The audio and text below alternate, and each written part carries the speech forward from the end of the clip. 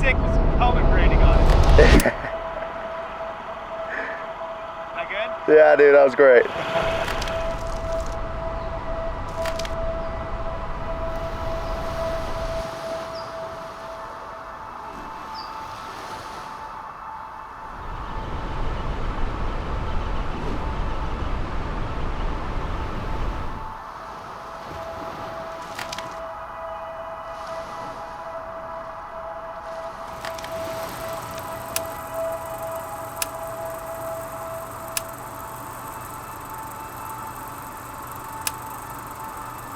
What's up, everybody? My name's Nick. I hope you guys enjoyed that quick sequence where we utilized DaVinci Resolve and the Dehancer plugin to create this filmic, really beautiful look. And so I want to quickly show you guys how to do that. It shouldn't take very long at all. It's pretty simple. This plugin is super powerful and has been a lot of fun for me to learn how to use and to work with more and more. So let's jump right in. All right.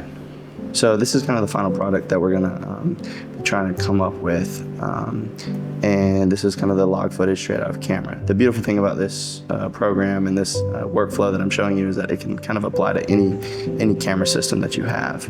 And then this is the Rec 709 after it's converted, so you can kind of see. So what we're gonna do is Option S, 4 different nodes, and then we're gonna Option P and create a parallel node, and then 2 more after that. So this will kind of be like our node system. And so we'll quickly go through and label all of these guys. So this will be our first CST, kind of whatever your camera is, to DaVinci Wide Gamut. This will be our second CST here at the end, and we'll work kind of within this node system. And we want to work within the DaVinci Wide Gamut color space, just because there's a lot more range in that color space for all of our simple basic changes to the footage. So this will be DaVinci Wide Gamut to Rec 709, so we'll just do R709. This is kind of a really basic but also super powerful node tree system for anybody getting first started in DaVinci. I know it can be really intimidating, and so I think this is a really good setup, and I want to show you a couple super quick and easy tricks that should help you utilize this plugin to its full potential, but also just help you use DaVinci well and get the most out of your footage. So 2 color space transforms, so we're going to throw the first one on, and then you're going to put whatever you shot into this these first 2. So if you shot Sony S-Log, put that in there, and then we're gonna convert it to DaVinci Intermediate Wide Gamut, so you see that gets even flatter. And then we're gonna slide another one of these here, and so I kind of copied and pasted that. So then we'll use this. We'll put DaVinci Wide Gamut, DaVinci Intermediate, and we'll output to Rec 709. And then Gamma 2.4 is kind of like the standard that most people use, and kind of the standard broadcasting gamma. So that's a good place to start. Other people have other things that they use, but that's typically what I go for most of the work that I'm doing. And so if you have something else specific, that's totally fine to put that in as well. So before I do anything, I love to do a lot of the simple work on this beforehand, before I use Dehancer, because I just think it utilizes the plugin much better. So much of my basic balancing and simple light and color shifts that I need to make, I'd rather do that in DaVinci Wide Gamut, because you typically want to edit your look in Rec 709. So quickly I can kind of pull up a waveform and see my whole shot is kind of pretty overexposed. So I'm going to bring my gain down just a tad, and also bring those down, start to just kind of get it into a little bit healthier place overall. So you can also use these things since this snow is really bright. And I push that back up a little bit. Yeah, so that was looking good. We'll come back to this This is one of my favorite little cheat codes. I think this creates this beautiful cinematic saturation. So I'm sure you how to do that. So basically, change your color space to HSV, and then disable your channel 1 and 3, which makes this now only a saturation node. Then I can go into my gain, and as I increase that, you'll see the saturation of the image start to increase. So before and after, and I like to do a lot of the saturation beforehand. I just think it helps the image contrast. Might do a little bit, but the enhancer does a good job. So just like a slight S curve, and yeah, just a little bit. So now we'll kind of get into the fun stuff. We'll start utilizing the enhancer plugin that I think you guys are all here to see. So boom, right off the bat, we'll go to our effects and change the settings. So one thing that you can do, you hold Alt and you click this, it closes all of these different things. So you gotta go one at a time, which I think is helpful. So we'll start with our input.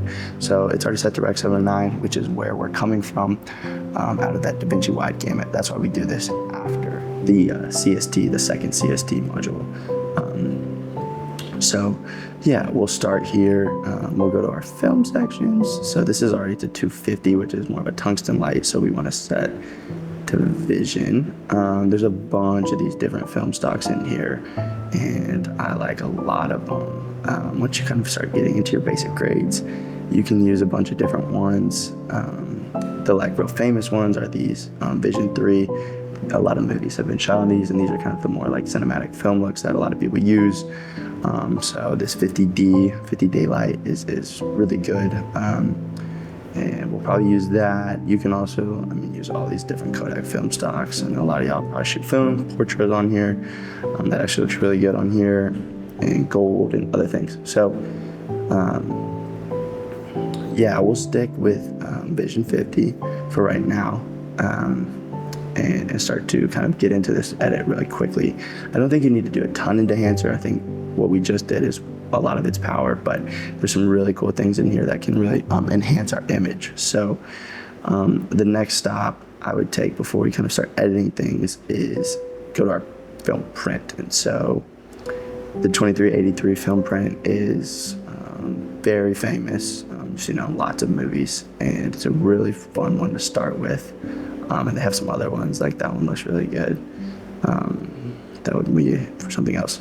So yeah, we'll start here, and this is like already looking really cool, but looks a little bit too intense for me. So we're gonna kind of clean it up and make it look a little more natural. So one of the first things I like to do, the film grain always comes in really strong, and so I like this 6550. I just think that's a much easier thing to work with than the really strong film grain. So since we kind of did a lot of this beforehand, we don't need to do it as much right now. But the first thing I'm gonna do is come back to my balance, and we want to balance this image because it looks a little warm now that the film's on there. So we'll pull up our vector scope, and we'll watch this guy, and we kind of want to centralize this this piece. And we can use our offset to kind of move it around. And so you can kind of centralize it. So now you see how that is kind of helping us out. I think I might pull it a little more blue. And I think that's a pretty good spot. So we'll keep going. We're gonna use all of these things. And so first, I think this film developers, that's great. So you gotta enable each thing, and you can do like a little bit of contrast. We'll probably just do just a tad bit, and then maybe boost our colors a little bit more, so you get that cinematic saturation, which is really dope. Then this one is probably one of my favorites. It's super powerful, and as you saw, once I enabled that, it gives it that filmic dynamic range, which you just don't get in digital the same way, and you have to work for it. So I think this looks really cool. So we can start kind of like messing with that. So we're already starting to get like a really, really cool image, and you can see kind of how much this kind of has an effect. This is another one to get that cool color density. These different things, you don't want to push any of them too hard, but they can be really powerful when you just like start to work with them. And this is why I like to do the edits beforehand, because it allows the plugin to not have to do a bunch of the hard work that it's not actually set up to do in the same way. And I think when you do this within DaVinci first and then add the Dehancer plugin, this is how you get the most out of it. And I think it's just super powerful. So yeah, so this is all different color temperature stuff. You can throw this on and it kind of gives you even more of that. I'm gonna leave it off for now. And so this stuff we'll come back to in a second. We're just gonna go through some of these other cool ones. So this halation is really powerful and one of my favorite kind of things. So you can kind of see the way that it adds that filmic halation, which is just hard to find. So, I mean, depending on what you want, you can get some really cool stuff. I like the 35, it's not crazy.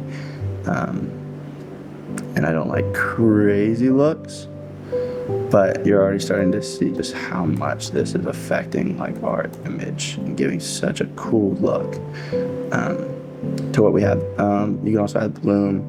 You can kind of see the way that changes. The thing is, I shoot with a Pro Mist on the front of my camera, which kind of gives it this bloom already. And so I tend to not utilize this, or maybe I'll just use it a little bit. It looks really cool at night, especially with bright lights and things like that. But I'm gonna leave that off for now. Same with all the rest of this other things. These are really fun to play around with, especially if you're going for like a super obvious filmic look versus something kind of a little more cinematic. They're really good to use. So once you've kind of gone through the whole process, you can mess around with the different film stocks. And so I can go in here and try some different ones. This is one that I really like. That blue is super cool. And you can just kind of mess around between all of these and pick. I mean, that one was so good. I'm gonna use that. Yeah, man, I mean, you guys have fun with this. I think this little node tree setup can take you a long way, and it's such a good little starting point, and has been really good to me. So I hope you guys enjoyed all of this. Yeah, so I hope you guys enjoyed this program. It's super powerful, and I think you guys can use it in a lot of really cool ways. One other thing that I want to talk about really quickly before I let you go is their new Dehancer phone app. This is a clip that I took in Zion National Park. And so these are cool because they already have some stuff set up for you. And so then you can kind of go through, you can add kind of your own touch to it and get that really cool cinematic look straight from your phone. So as you see, there's just all types of different things you can do on here. And I think this is a really cool app. It's honestly pretty new, and so there are some kinks that they have to iron out, but I think overall the actual software that's within the app is just wicked powerful, and probably the best thing that I've used like on a phone from like a color grading or photo editing standpoint. So I hope you guys enjoyed. It's been so much fun for me to get to mess around with this program, and I think you guys would really enjoy it. So use the code down below to save 10%. On this powerful program. You guys have a great day and go film something awesome. Thanks.